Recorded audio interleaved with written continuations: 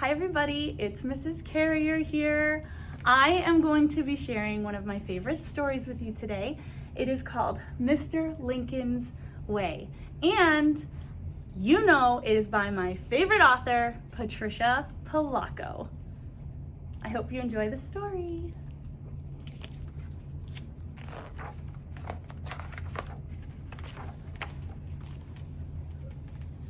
Mr. Lincoln was the coolest principal in the whole world, or so his students thought. He had the coolest clothes, had the coolest smile, and did the coolest things. He had tea parties with Mrs. West's kindergarten every spring. He took Miss Bliss's sixth graders on nature walks in the fall. He set up his telescope next to the pond in the back of the school on special nights and invited kids and their families to come and look at the stars. And in the winter, he was Santa for the Christmas play, lit the menorah for Hanukkah, and wore a dashiki for Kwanzaa, and a burnous for Ramadan. Mr. Lincoln was just plain cool.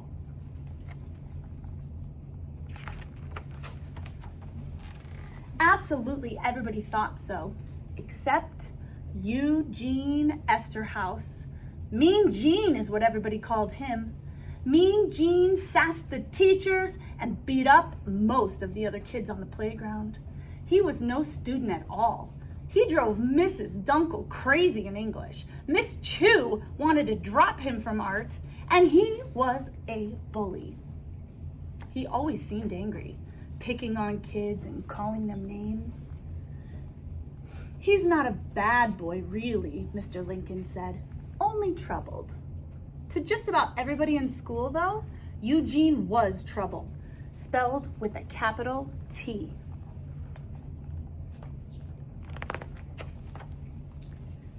Then one day, he leered at a first grader. "What you looking at, scumball?" he said, and he pushed her down and wrenched her backpack away. "I'm going to tell Mr. Lincoln," she announced. "Go ahead, you little brat. I ain't afraid of that." Then he stopped. Mr. Lincoln was standing right there. The bell rang and Eugene scurried away. Now Eugene was in Mr. Lincoln's thoughts more than ever. He knew he had to find a way to reach him.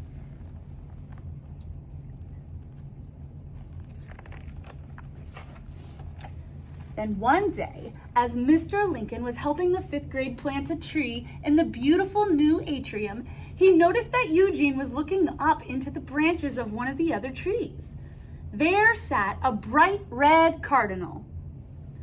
2 other days, Mr. Lincoln had seen Eugene standing at the atrium window watching birds on the trees. Mr. Lincoln wondered, was it possible that... It wasn't a day later when Mr. Lincoln called Eugene into his office. Eugene slumped into a chair. Mr. Lincoln took a beautiful book out of his desk drawer, a book in blazing color and all about birds. He turned to one page and studied the illustration. "I've got these little birds all over my tree, and I don't know what they are." Eugene got out of his chair and walked closer. "Those are red-capped nuthatchers. Weird to see them this time of year." "Hey, you seem to know your birds," Mr. Lincoln said with a warm smile. "I do. When I lived on my grandpa's farm, he had tons of birds around. Chickens, thrashers, meadowlarks. We raised carrier pigeons together." "You've got quite a grandpa," Mr. Lincoln said. But Eugene just turned his back on Mr. Lincoln and left the room.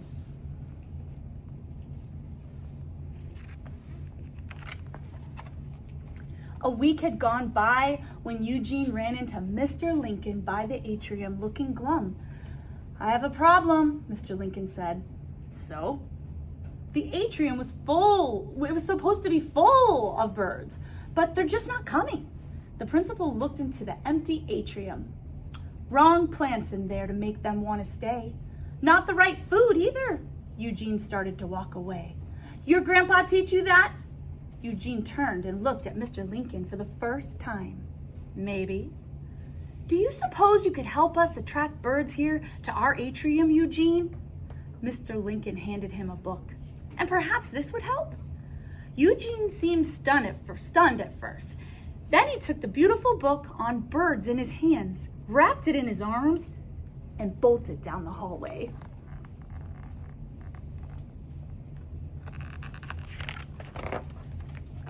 As the days passed, Eugene never seemed to be without the book. His English teacher let Eugene read passages from the book in class. "I'm so pleased to see him reading," Mrs. Dunkel exclaimed.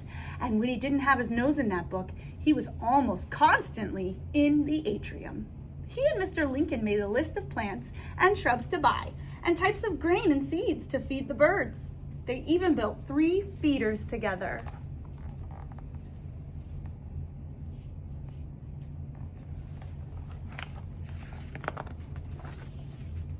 That's when it started to happen. The birds began to come. Nuthatches, bluebirds, a tanager, and many colored finches. So many different kinds that the whole school stood from time to time just to watch the wonder of them in the atrium. Eugene seemed genuinely happy. He didn't even tease other kids anymore. Do you see how one teacher or one principal can take something they find in a student and just change their world? Eugene loves birds. Then one day, Miss Chu burst into Mr. Lincoln's office. "There are 2 small mallards nesting in the atrium." Mr. Lincoln rushed to the hall, and sure enough, there in the atrium were a male and a female mallard. And there was their nest near the southeast corner of the atrium. Mr. Lincoln saw Eugene on the other side of the atrium, giving him a thumbs up. "I was hoping that they might be a mating pair," Eugene said one day as he and Mr. Lincoln looked at the 5 perfect eggs in the nest. "Just one problem. The ducklings will need to be near water. They'll need to get to the pond outside. They can't fly out the top like their parents." "You'll think of something, Eugene. I know you will," Mr. Lincoln said, and he put his hand on Eugene's shoulder. It was nice that Mean Gene wasn't mean anymore.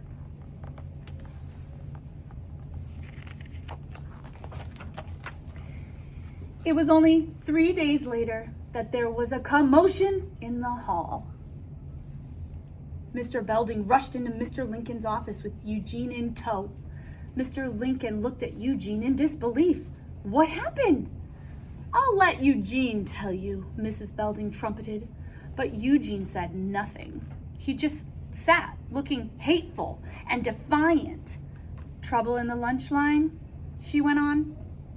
"He singled out 2 of our students from Mexico.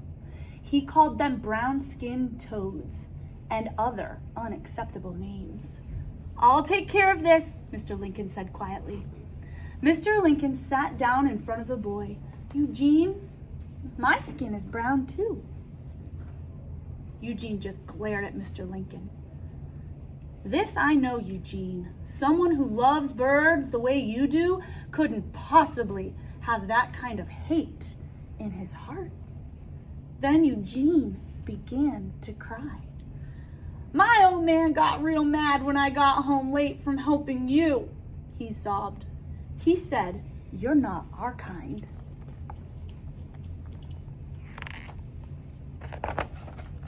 "Our kind?"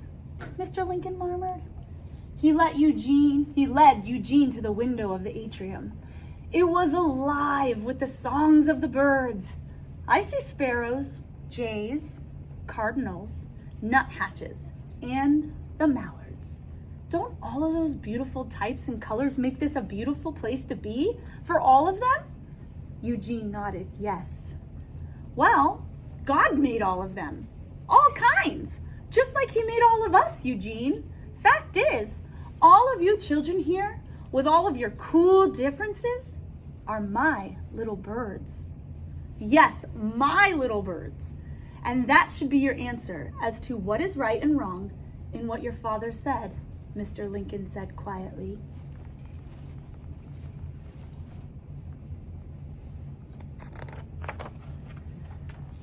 My old man calls you real bad names, Mr. Lincoln. He's got an ugly name for just about everybody that's different from us. Mr. Lincoln didn't talk for the longest time. Eugene, sometimes people get trapped in their thinking, almost as surely as those ducklings will be trapped in that atrium. Mr. Lincoln said thoughtfully. My grandpa just wasn't like that. Mr. Lincoln put his arms around the boy's shoulder. I'd like to meet that grandpa. But Eugene, you have to promise me, even when bad things at home or here at school, you need to treat all my little birds with kindness and respect. No more teasing and no more name calling. Please promise me. Eugene promised.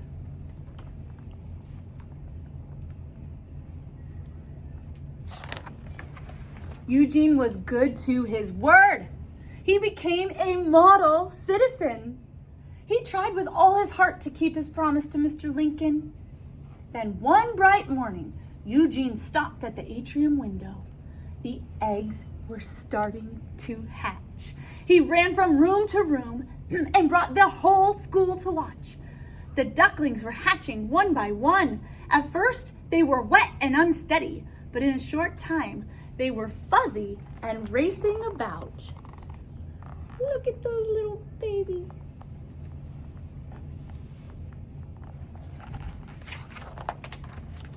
As the days passed, the mallards' parents flew out of the atrium, landing on the pond just behind the school. They were leaving their babies for longer and longer periods of time. Eugene and Mr. Lincoln knew that the time was approaching when they would need to get the ducklings out of the atrium and into the pond. They had a plan.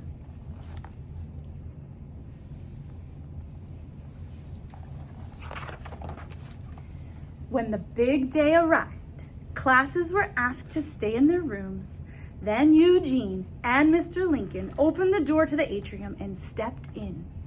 They had both practiced saying, "Ding, ding, ding, ding," like the mallard parents. Now they were talking to the ducklings, coaxing them to follow. The father mallard waddled up to the doorway of the atrium and peered down the hall. At the end of the hall, the father mallard could see the lawn and the pond. "Ding, ding," Eugene called.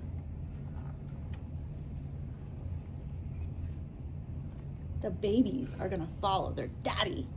Remember, they can't fly, so they had to figure out a different way to get out.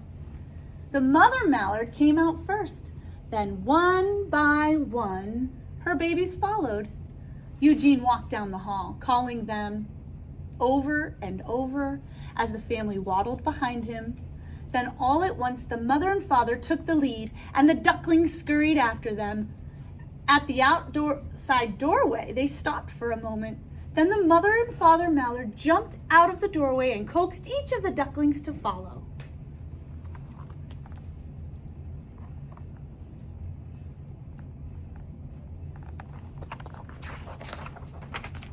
Mr. Lincoln and Eugene both stood and watched as the ducklings raced down the hillside and plopped into the pond with their parents.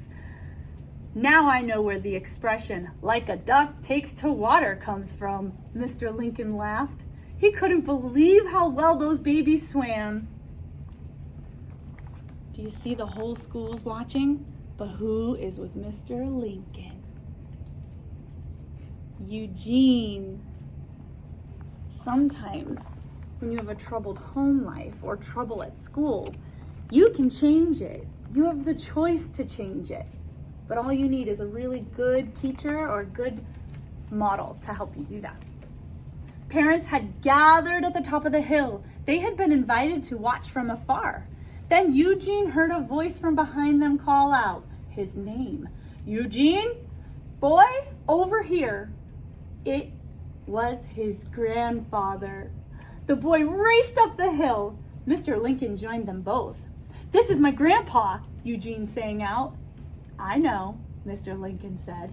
Eugene turned toward him.